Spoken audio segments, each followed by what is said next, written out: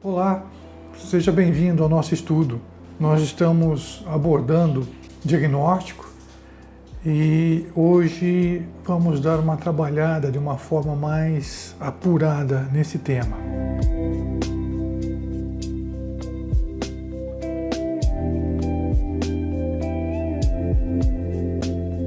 Vejamos então, olha só, quando nós recebemos o paciente, que analisamos a sua queixa principal, o motivo pela qual ele nos procura, nós temos que chegar a um ponto extremamente importante que é o estabelecimento do diagnóstico. O diagnóstico significa a obtenção da informação através do conhecimento.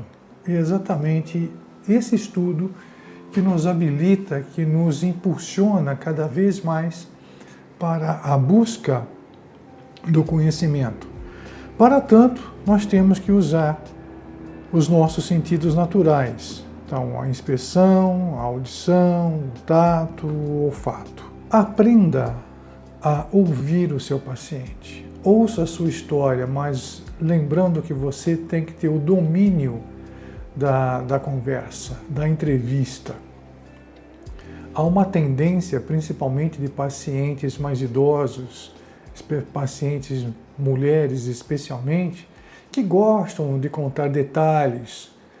Você é o capitão da conversa, você é o capitão dessa embarcação. Então, quem deve dar o rumo, quem deve dar a orientação com relação a essa entrevista, dessa conversa, somos nós, o profissional. E saibamos ouvir. Sempre que tivermos que fazer alguma pergunta, façamos perguntas objetivas, principalmente perguntas que não embaraçem, que não venham a confundir o raciocínio do paciente. De tal maneira que essas perguntas devem ser formuladas de tal maneira que as respostas sejam as mais objetivas possíveis. Com esses dados, nós vamos formulando, nós vamos começando a gerar uma hipótese diagnóstica. E com o tempo você vai perceber que existe uma série de comorbidades que são inerentes a determinadas faixas etárias. Por exemplo, o que acontece com bastante frequência aqui no nosso serviço. Mulheres pós-menopausa que vem com uma queixa bastante frequente de que a língua arde, que a boca arde. E na maioria das vezes nós recebemos essas pacientes que já passaram por outros profissionais, que não conseguiram resolver a situação. Então aplicam tratamentos empíricos, tratamentos paliativos. E no exame clínico você não acha nenhuma patologia. Não há lesão que justifique aqueles sintomas da paciente, mas esses sintomas são reais, eles estão presentes. Aí quando você começa a perguntar, e a sua boca está seca? Você sente a boca seca, por exemplo? Ela começa a perceber que sim, e você vai observar que muitas dessas circunstâncias nós podemos conduzir a conversa de uma forma bastante objetiva. Observe a postura, a aparência do paciente, a harmonização da face, a harmonização da boca, a forma como fala, a forma como se expressa, o comportamento como um todo no paciente. Na verdade, nós examinamos o paciente a partir do momento que nós o vemos, a sua marcha, a sua postura ao sentar, a sua forma de conversar. E durante o exame clínico é importante que, diante de uma alteração, por exemplo, de uma lesão de lábio, ou lesão de língua, mucosa jugal, toque, sinta a consistência dessa lesão. Como é que eu posso estabelecer os parâmetros de consistência? Ela pode ser rígida. Por exemplo, uma lesão óssea, ela é densa, ela é rígida, ela é dura. Uma lesão em tecidos moles, ela pode ser macia, ela pode ser densa, pode ser, não vou dizer dura, tal como o osso, mas pode acontecer à medida que uma determinada lesão incorpora no seu estroma uma quantidade maior de colágeno, há uma clara tendência dela se tornar progressivamente mais densa. Então observe isso, observe a temperatura. Na palpação, na busca pelos linfonodos, tenta sentir, busque por eles. Você pode não achar. Em situações normais é um tanto quanto difícil encontrar os linfonodos realmente palpáveis. Mas uma vez eles estando numa situação de hipertrofia, eles podem ser facilmente identificados. Um outro detalhe também que é bastante importante que nós devemos mencionar, é com relação ao odor. Algumas lesões geram odores. Guarde a característica somente para você. Muitas das vezes nós somos procurados pacientes porque falaram para ele que ele tem mau hálito, ele é portador de halitose.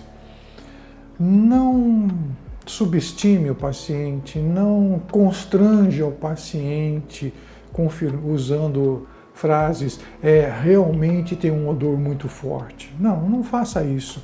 Reserve essas informações somente para você, porque o paciente chegou até você, chega até nós,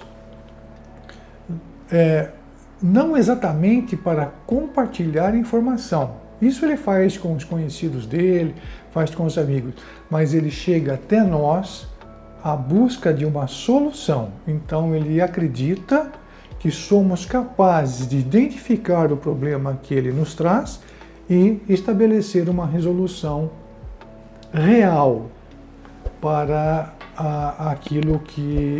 para a queixa que ele nos traz.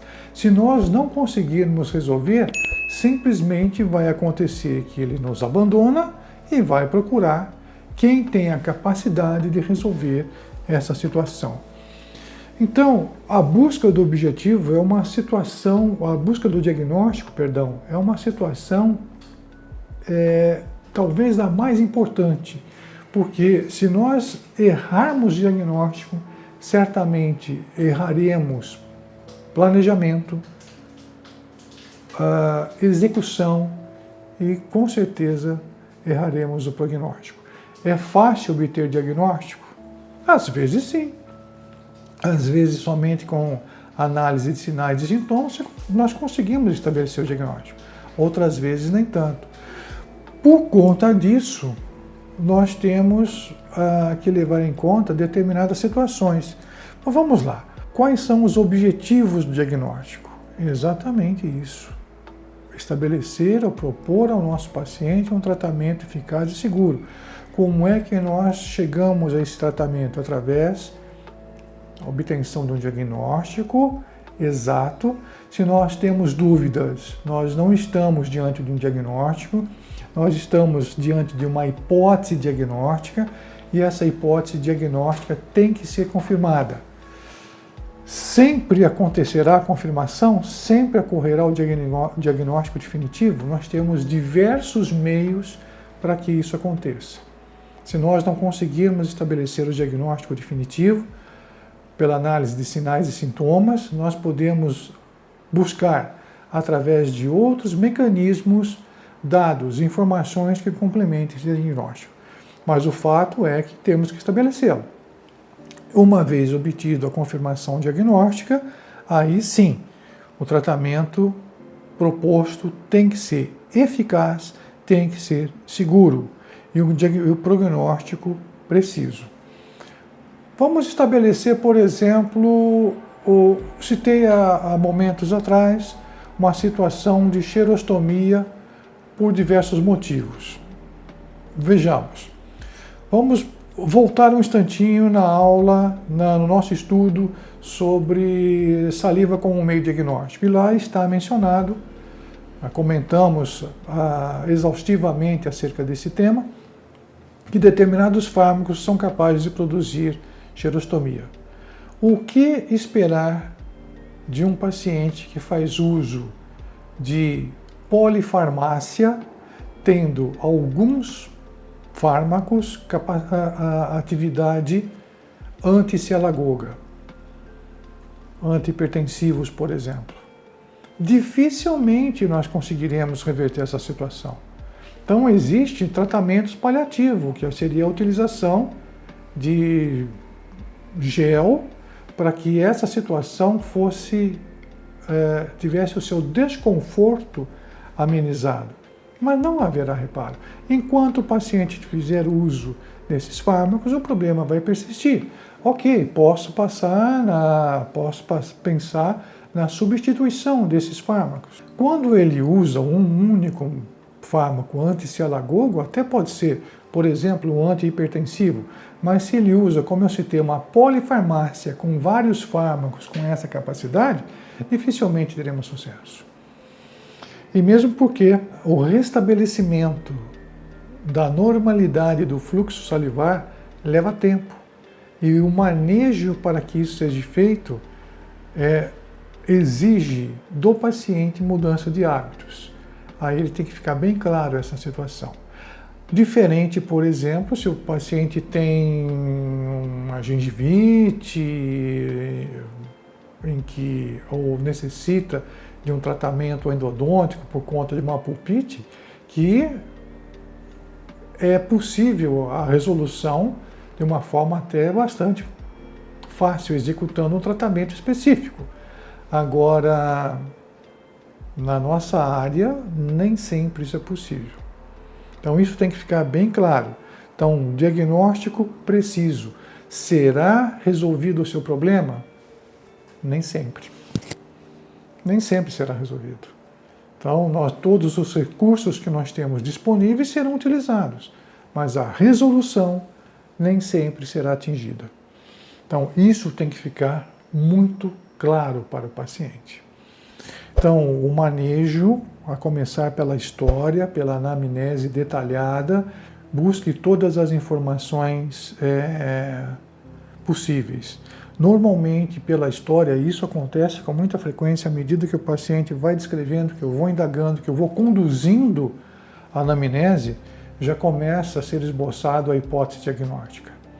E muitas das vezes ainda solicito uma sorologia, solicito uma ecografia ou uma tomografia, por vezes até uma ressonância, para que eu tenha a confirmação diagnóstica. E muitas das vezes, dependendo da desordem que me é apresentada, dependendo da lesão que me é apresentada, vai para a biópsia, vai para o exame histopatológico, enfim, eu quero ter certeza de que o que eu estou fazendo é a atitude mais sensata. Então, o exame físico é necessário, a investigação suplementar, como eu acabei de mencionar, diante desses exames, são necessárias. Por conta dessa dificuldade em estabelecer muitas das vezes um diagnóstico inicial, nós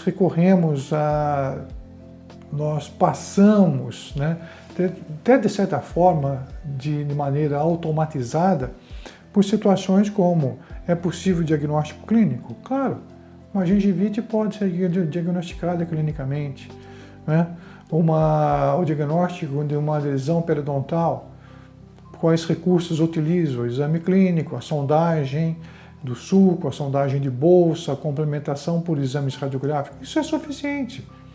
Mas outras vezes isso não basta.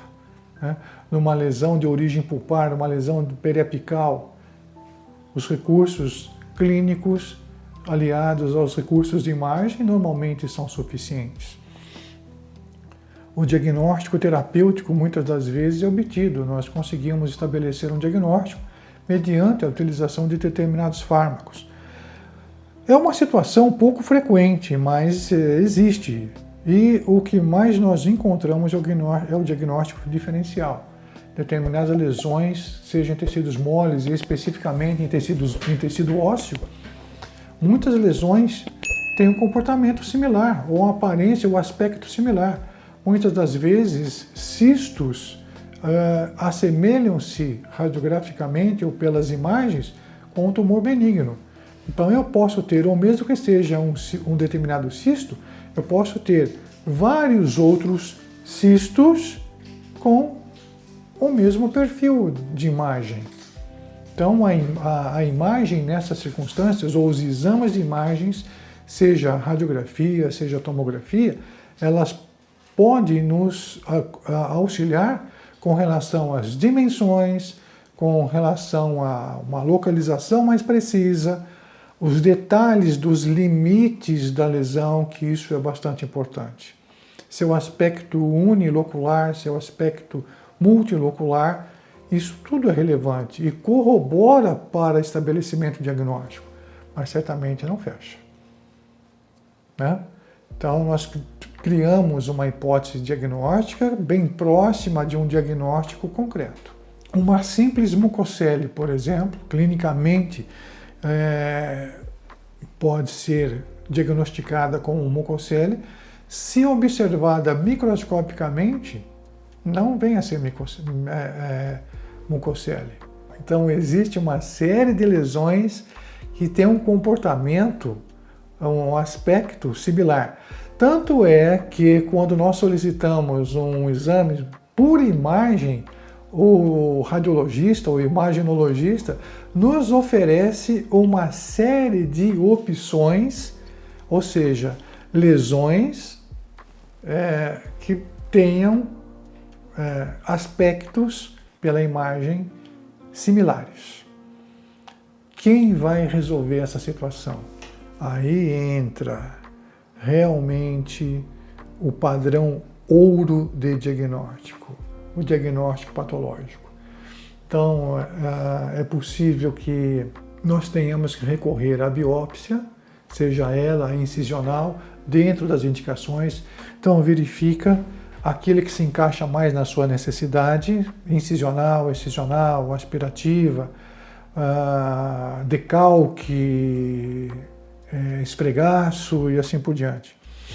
E a partir de então, se pode ter uma informação, pode-se obter uma informação de grande valia para o fechamento, para a conclusão diagnóstica. E aí é o que nós buscamos, o diagnóstico definitivo. Uma vez ele definido, nós montamos o nosso planejamento, né? Se for uma cirurgia, ela será no consultório ou ambulatorial, ou se precisa que seja feita em centro cirúrgico e assim por diante. Ainda nesse tema, diagnóstico provisório é o que nós estabelecemos, ou hipótese diagnóstica. Diagnóstico dedutivo é aquele que nós usamos muito da nossa intuição. À medida que vamos agregando conhecimento, o nosso subconsciente começa a nos jogar informações ao nosso nível consciente e nós estabelecemos com uma certa precisão o diagnóstico. Isso requer prática, isso requer hábito, né? Hábito de estar sempre lendo, sempre executando e atualizando. Diagnóstico por exclusão, nós fazemos isso de uma forma automática. Em um determinado momento, eu posso, eu acho é diagnóstico, é hipótese diagnóstica. Só que não basta.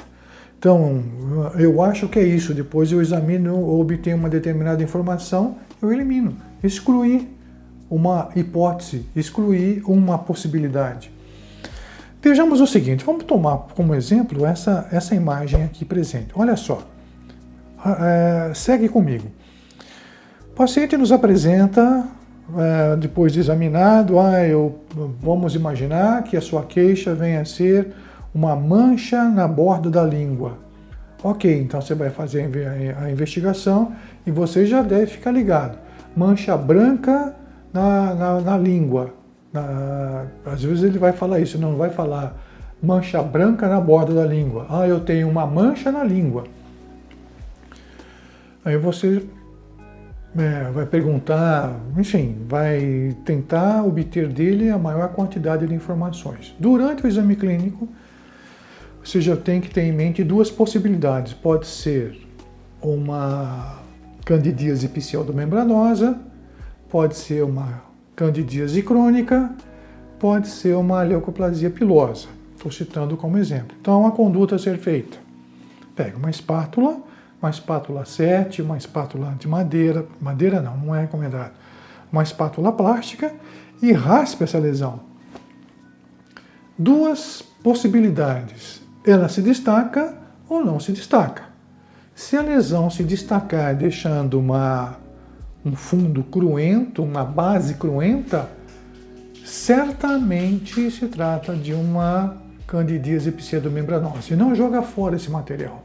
Coloca numa lâmina e manda para o laboratório. Investigação, hipótese diagnóstica, candidíase pseudomembranosa. O laboratório vai examinar e vai confirmar com você a presença ou não das hifas de Candida albicans. Feito o diagnóstico. E se você percebe que se destacou, você já pode entrar com a medicação.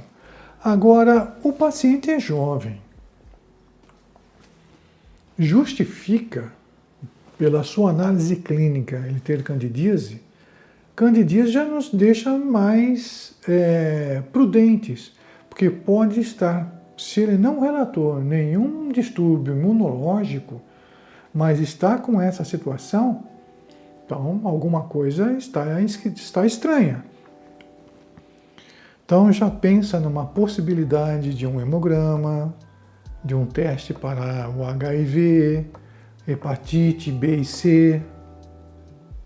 Já se arma na necessidade de uma comprovação diagnóstica, porque isso aqui pode ser a manifestação de alguma desordem sistêmica ou orgânica. Bom, essa foi uma possibilidade. A segunda possibilidade, eu raspei ou você raspou e não destacou. Então são duas possibilidades. Ou é uma situação de candidíase crônica, que dificilmente acontece nesse local, há uma tendência dela se instalar no dorso da língua, ou uma leucoplasia pilosa. Qual atitude a ser tomada nesse momento? Bem, eu posso simplesmente não tomar atitude nenhuma. Se eu desconfio que é uma leucoplasia pilosa, simplesmente eu não preciso fazer nada aqui. Vamos solicitar para esse paciente uma sorologia anti-HIV. E aí? Vamos aguardar o resultado. Certamente será positivo, porque a leucoplasia pilosa é uma das primeiras alterações do início, são chamadas ou classificadas como alterações precoces da AIDS, que é, óbvio, determinada pelo HIV. Então, está aqui. Situações que nos apresentam rotineiramente.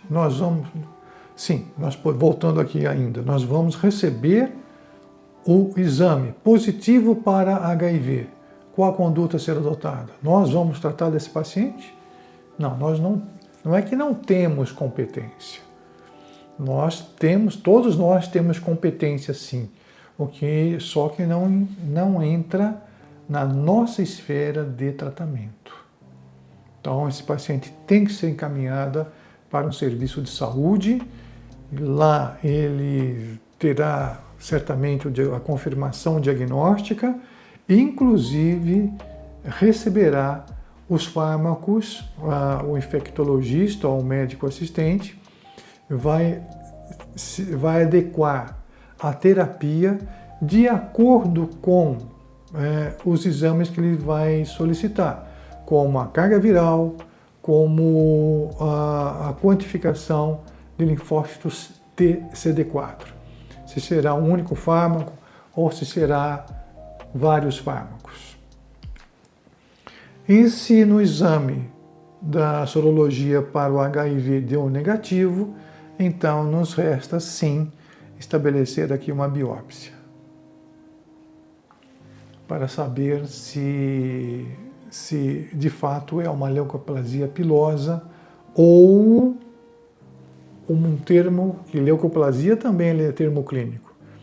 Veja o vídeo mais adiante sobre desordens potencialmente malignas.